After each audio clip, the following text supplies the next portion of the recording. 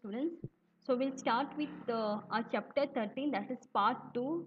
Whatever we have done in part 1, okay, that's the same continuations I'll be doing of chapter 13 in part 2, that is wired LAN Ethernet.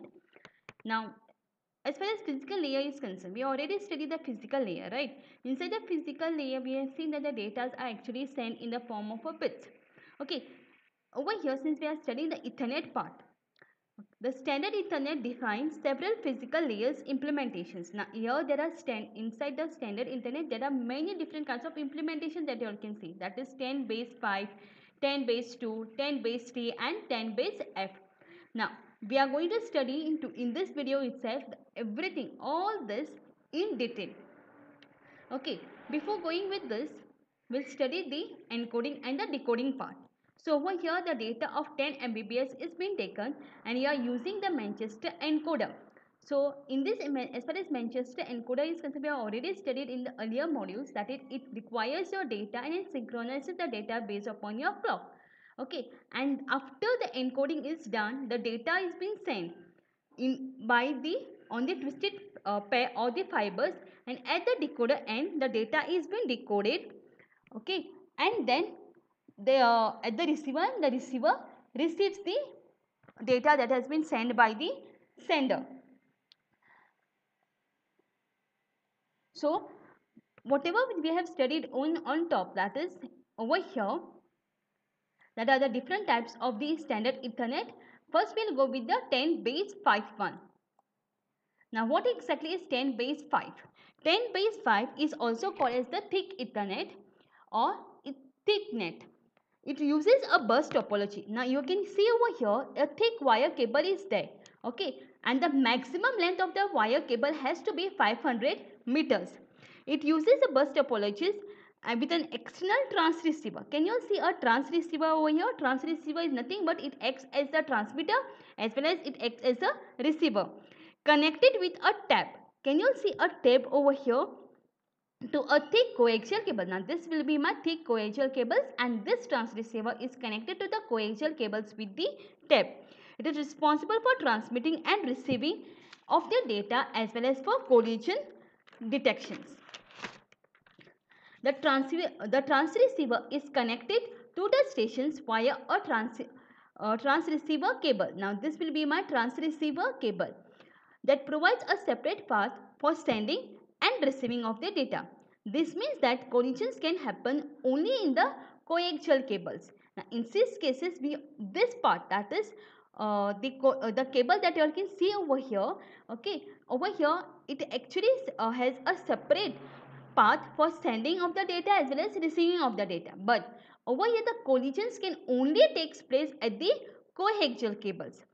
I've already told you students, you are supposed to keep in mind that the length of the coaxial cables has to be 500 meters. But there may be cases where you require the coaxial cables to be of more length. So in that cases you all can use the repeaters over here. Now as far as the 10 base 5 is concerned, yes, we have already told you that it consists of 10 Mbps of the data. The baseband has to be a digital one, that we are actually sending the data in the form of a digitals, and 5 indicates that it's a that is the length of the wire has to be 500 meter. The next one that we are going to study is the 10 base 2 implementations, also called as thin Ethernet, also called as the chipper net. Even this one uses a bus topology, but the cable which is used over here in this is much more thinner and flexible than the one that is being used over here for 10 base 5, which since the cable is very thin, okay, it can easily bend and can pass through a very close station, and it can be easily bent easily. The transceiver is normally a part of the network interface card. So over here if you go to see, the transceiver will be in the form of a NIC, that is nothing but the network interface card, which is actually installed inside the stations. Collisions occurs in the thin coaxial cables. Now over here collisions can occur only in the thin coaxial cables. The implementation is more cost effective because it's thin. The wire that we are using over here is thin, okay, and the tap connection that is used over here is of cheaper rate compared to that of the 10 base 5.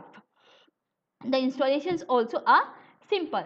So over here if you go to see, when I say 10 base 2, it means that 10 indicates that we are sending the data of 10 Mbps, base band that is digital, and 2 indicates that the length of the wire has to be of 185 meters, cannot be more than that.